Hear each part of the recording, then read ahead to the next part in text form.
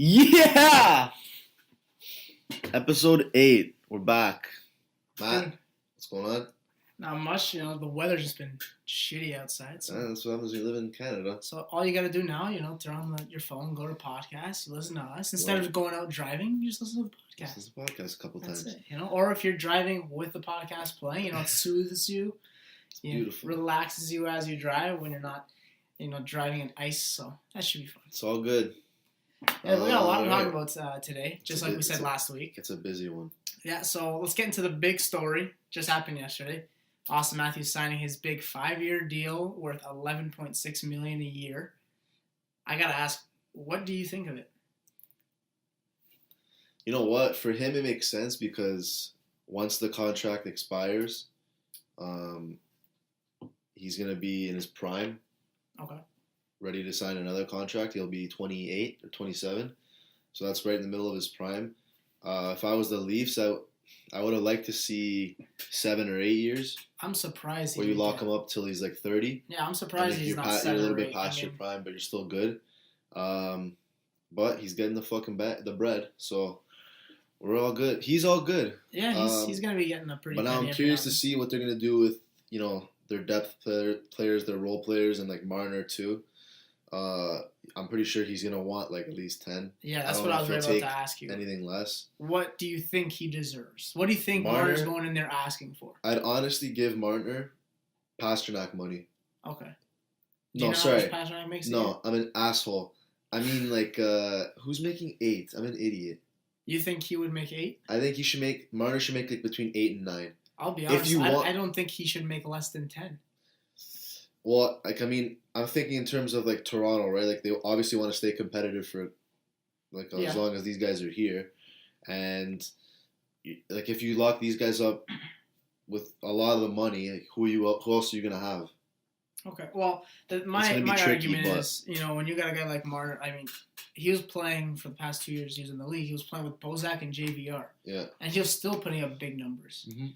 And now he's playing with Tavares. He has an actual, a really good superstar centerman. Yeah. And he's already passed, I'm pretty sure you're already passed last year's points this year. He had, 69 last year? 66, 69, something like that. Yeah, something like that. He's very close, if not already passed he's going to get 80. He should get 80 for sure. I don't see why he should be taking less than Matthews, I'll be honest. I think, in my own opinion, that Marner is the best player on that team. He's an all-around playmaker. He doesn't have the same injury history as Matthews does. But Matthews is the guy there.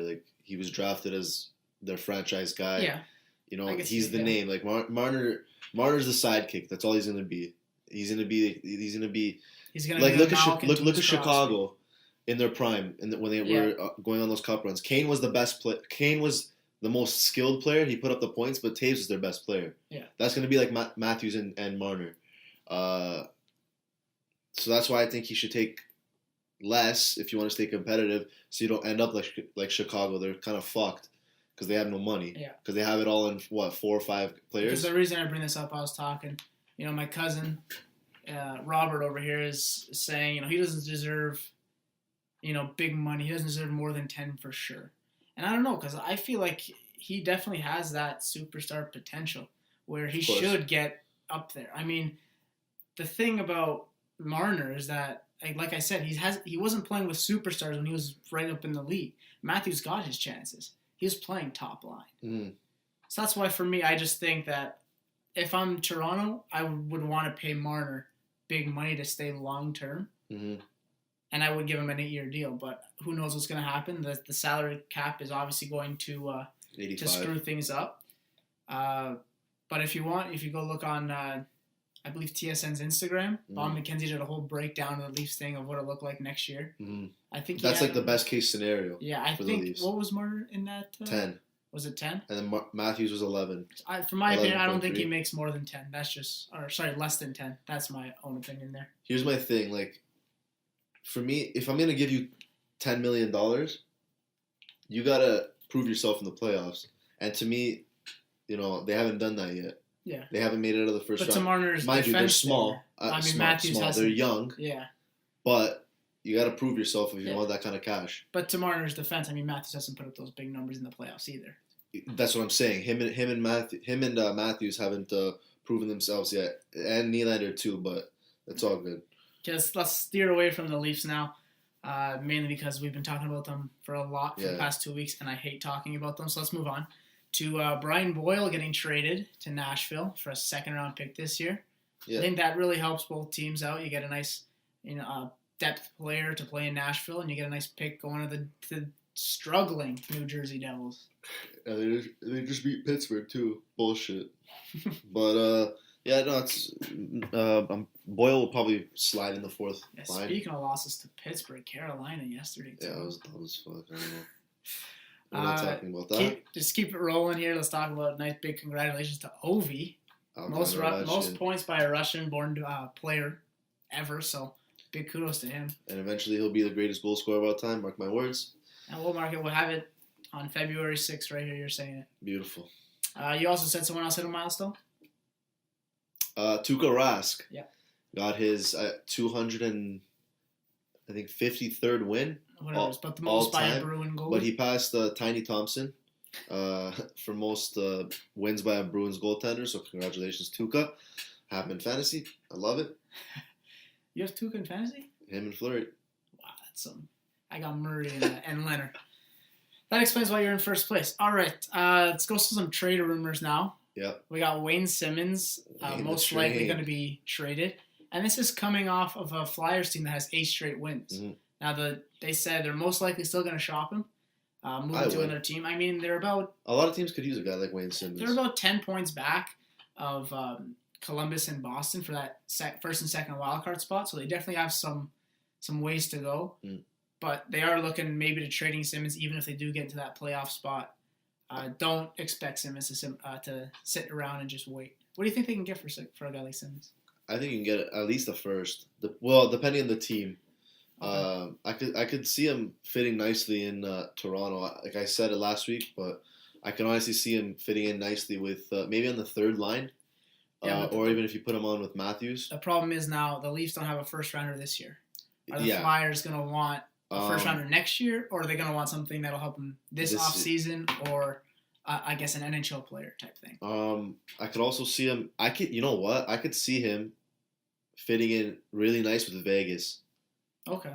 That's kind of a dark horse to get him, but they have assets. They have fucking picks out the ass. Yeah. Fuck, but no, I could see him because he plays like that kind of style. Type play, yeah. Vegas doesn't really have a star. Like Fleury, I guess, would be their star. Or William Karlsson. Last year, maybe not this year, but I could definitely see Wayne Simmons going to Vegas. A good team. They're obviously going to make the playoffs. Yeah. And they could, like, any team really could use a guy like Wayne Simmons. Not a lot of teams have a guy that could go in the corners and come out with the puck. But yeah, I got Vegas. Yeah, I think he's going to go to Vegas. I could see him maybe going for a pick, maybe a prospect. Yeah. I don't see them going right now unless they're in a playoff hunt. If they are in a playoff hunt, then I think they're probably going to go with a player, a prospect, and a pick, just like most guys like that. But it'll probably be somewhere of a prospect and a player, more realistically. He's a good player, but he hasn't been putting up the numbers he's used to in years past this year. So we'll see how it plays out in the next coming weeks before the deadline. Other big news, Bobrovsky and the Florida Panthers are linked. That's a little surprising to me. I won't lie. Why do you think it's surprising? This is Florida. Doesn't this guy want to win? He probably thinks he's got the pieces there. I mean, it really comes down to, let's be honest, Florida I didn't think was that bad of a team going into the year. They had their forwards. Their defenses. On paper, they're good. They're all right. Barkov, one of the most underrated players in the NHL. They have Trocheck, who's also a great centerman. Huberdeau's good too. But, I don't know. As a team, they just never really kind of get it together. They don't. And they don't really have the goaltending either. I think if they do get Bobrovsky, now this is the thing. Now Columbus wants a lot for Bobrovsky, obviously, rightly so. I mean, he won the Vezina just a couple years ago, yeah. So they want a lot for Bobrovsky, and I don't see Florida giving it up, especially because you can go out in the offseason and sign him anyway if there's that mutual interest. The thing with Bobrovsky going there now with a trade is that Florida can then sign him to an 8-year extension versus a 7-year extension, which is the big thing because he gets more money if he stays with Florida. Yeah. So that's the big thing for him. But I don't see Florida, getting rid of picks or prospects in order to get Bobrovsky when they can go after him in the offseason. Yeah, I would honestly just wait and get him you don't lose anything. You just sign him. You don't lose picks. You don't lose players. And it makes sense. I mean, you can go out and try. Again, if there's that mutual interest. If there's not the mutual interest and you just are interested in him, but he doesn't know what he wants to do yet, then maybe it is worth it to go in and try to get him now. But it all comes down to, I guess, Bobrovsky's decision because he decides if he's going to stay or leave at the end of it. So yeah, exactly. Now the most interesting trade rumor of them all, Nashville is apparently inquiring Columbus about Artemi Panarin. Where would he even play? Oh, first line for sure. Yeah, but you already got Forsberg, Arvidsson, and Johansson. See ya. Imagine a line with Panarin, Forsberg, and Johansson. That's one of the best lines in the NHL. Automatic. That's definitely right up there. And Nashville, they don't really score a lot. They just kind of they're known for their defense. That's one thing Nashville's always been there. They've always got that Pecorino in the back with their top their top four defensemen that are just unreal. Stellar. Yeah. So it just gets to a point where they're not scoring as much as they they got the talent obviously. Yeah, of course. But they're more of a defensive team. If they can go get someone like Panarin, I think that'll help them deep into that playoff. Boost their offense. Yeah. 100%. You know what? I'd like to see that. Him on Nashville. Wow. That'd be pretty cool, yeah. Or I'd like to see him go back to Chicago with Kane. Well, yeah, that's probably the thing. Think about it. I mean, that was an incredible duo. Wow. I just think, hey, you never know. Maybe next year. You never know. Off season, okay, Panarin, come out, 3-year deal. Or he goes to the Pens and plays with Sid. Yeah, okay. That one is a little bit of wishful thinking on that. That's a dark horse. Some injury updates. Edler's out at least a week with a concussion. Yeah. I'm not too sure what happened. I just read that he got stitches, no facial fractures or anything. I'm not too sure exactly. He got stretchered off, right? I think so. I read it the morning after. I didn't see what happened. I'm not too sure if you did either. No, I didn't see. But yeah, I'm not too sure if he got a shot to the face or I think he hit his face on the ice. I know he got stretchered off, and I saw that it was a concussion. I just didn't see how it happened. Yeah. But hopefully he's doing all right. He said should be out at least a week. Again, it's good that he didn't have any facial fractures or anything like that. So he should be back a little bit sooner than most, I guess, think. Which is nice. He's a good defenseman. Now the next one, Carlson's day-to-day. He's got a lower body injury. Good news there for Sharks fans and fantasy owners is that he did practice, which is definitely a positive sign. So it's not like he's sitting out of practice. Didn't travel with the team, but he did practice, which is definitely a positive sign. Was he not at the All-Star game? He was at the All-Star game. So how did he injure? When did he injure himself, that idiot? He was injured before. By the way, tread lightly with the idiot comment, but we'll get. But no, he was injured before the All-Star break. Yeah. And after he went to the All-Star break, then he came back and he was day-to-day. He didn't play a game after the All-Star break. So I don't know if he was injured, he felt fine, so he ended up playing, and then he re-aggravated something. Yeah, during the game. I'm not too sure. I don't know if he maybe forced himself to play the All-Star game because, it was in San Jose. It was in front of the hometown there, or the home crowd. Yeah. So I'm not too sure if that's why he forced it, or maybe just something happened in practice one day and he tweaked something happened. Yeah, we're not too sure. But he did practice, so he should be close to a return soon. Dylan Larkin. He hopes to practice Wednesday. Yeah, they said he was going to be out 1 to 2 weeks. So he hurt his fucking rib. I don't even know what the hell. I'm not too sure. He was back checking and he injured himself. I'll be honest. I was looking at the fantasy team and I saw that he was day-to-day, and I was like, oh, he's hurt? I didn't even know that. So I went and looked it up. So he is, and it's definitely on a team like Detroit who's struggling right now. Definitely trying to get that lottery pick. But I would. They're right there. They're 8th in the. Sorry, where are they here? I'll figure it out eventually. Figure it out, dude. Yeah, they're a second last in the Atlantic. Oh, who's in last? Don't worry about it. Oh, okay. It doesn't matter, it's just standings. That's a bad team. Hey, we're young, relax a little bit. Relax. But yeah, hopefully he's back soon. I have him in fantasy. Yeah. He's playing well for me. Emphasis on big boost on the last one. Big Dustin Byfuglien's going to be returning. Well, maybe returning on Thursday. What happened to him? I think it was back to that concussion when he went to go hit.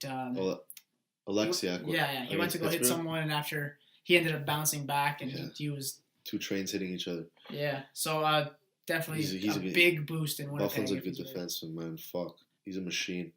So he might be ready to go on Thursday, so that's definitely big news for them. Especially, I mean, they're first in the Central, and then getting a guy like Bufflin back. I mean, watch out, man. Winnipeg's a dangerous team. Especially if Laine gets going. Yeah. I don't want to talk about Laine because he's schnoozing. He's pissing me off right now, but whatever. Let's talk about talk about snoozing, I guess. The big sleepers for the week. That's a pretty good segue. Nice job, bud. See that? The first one we have, Andreas Janssen. He's 10% owned in 3 points fantasy. Last game? Yeah, he's left wing eligible. Yeah. I feel like he definitely has the potential to. Like, he's been doing well recently. I'm pretty sure he's playing with Kadri. I'm not too sure. Is he playing second or third line? Again, we're not Leaf fans, so we're not 100% sure here. But I think he's with Kadri and Nylander. They had a good game last game. Yeah, I mean, he's one of those guys where he's come out of nowhere really, and when we're talking about depth guys in Toronto, he's one guy you want to keep. Yeah, he's one guy you want to keep, but how much is it going to cost for him to keep him? Yeah, depends on what he finishes with this year. Listen, I think when it comes to the core guys, they just want to keep the Matthew, Nylander, Marner, and then and Tavares, and just kind of go from there. Yeah. I mean, from that, you don't know how much Kapanen is going to want. You don't know how much Janssen's going to want. It's a wait-and-see game this offseason. It'll be a tricky situation for Dubas, but I'm sure he'll figure it out. The next sleeper I put down here, Bobby Ryan. Mm-hmm. The reason I'm putting this, he's on a bit of a hot streak. He's playing with Duchesne. He's got 6 points in 9 games, also 10% owned. Mm-hmm. He's got a little more flexibility in Yahoo. He's left wing and right wing eligible, which is definitely a plus when you got your fantasy team. Of course. So I think he definitely has his upside this coming week, maybe weeks. Yeah, hopefully he doesn't fucking injure his hands again. Yeah, it's like 8 times or whatever. Jesus. But if he keeps playing with Duchesne, he's still playing top line power play. I mean, 10% owned. If you need a winger who might have some scoring, still left in him this season, might as well go for Bobby. And Ottawa's power play isn't bad. They're like they're in the top 10. No, not 10, like 15 or something. Surprisingly, not that bad. It's decent. For a team that lost Carlson in the offseason, everyone, the power play was already bad. And then after you go and lose Carlson. And yeah, it's a big hit. For whatever reason, they're doing really well. Now, I don't know if it's because they're not looking for that one particular player like they were in Carlson. They're looking more across the entire ice surface. So, nice to see. Yeah. Still shit. Okay, let's try lightly. Last player I put down, Tyler Toffoli. He's got 6 points in 4 games, 22% owned in Yahoo, and he's right wing eligible. What do you think of Tyler Toffoli? Definitely streaky. Yeah. Inconsistent. I wouldn't take him on my fantasy team only because the Kings stink and they don't score Hey man, someone's got to score on that team. They have the least amount of goals scored in the NHL. I'm pretty sure. So I would stay away. But if you're desperate. Hey, like you said, he's streaky. But right now, he's on a hot streak. Yeah. So if you want to pick, you need someone for the rest of the week, pick him up. If you need a right winger in your Yahoo. While he's hot. Yeah, definitely worth it. I mean, once he starts cooling down, whatever. You get rid of him and you look at someone else. You listen next week to the podcast and you listen to the next one player to pick up. That's it. What else we got? That's it. That should be it, yeah. Unless you got any questions here. Not this week, I don't think so. Yeah, you look exhausted. I don't know why. I mean, the fans can't see you. So. An hour ago, 12 o'clock, so we're all good. Yeah, see, you woke up an hour ago. I was at school, so My mind's still mush. Yeah, but I can tell you weren't as enthusiastic. You started off, you screamed at the beginning, you lost all your energy there, and that was about it. It's okay. You were out for the rest. The podcast is all about energy, so we'll see. Yeah, exactly. We gotta start getting some special guests on this podcast. Yeah. Episode 10 is approaching. All right, we're done this week. Be careful out there. It's a scary place. Peace out, guys.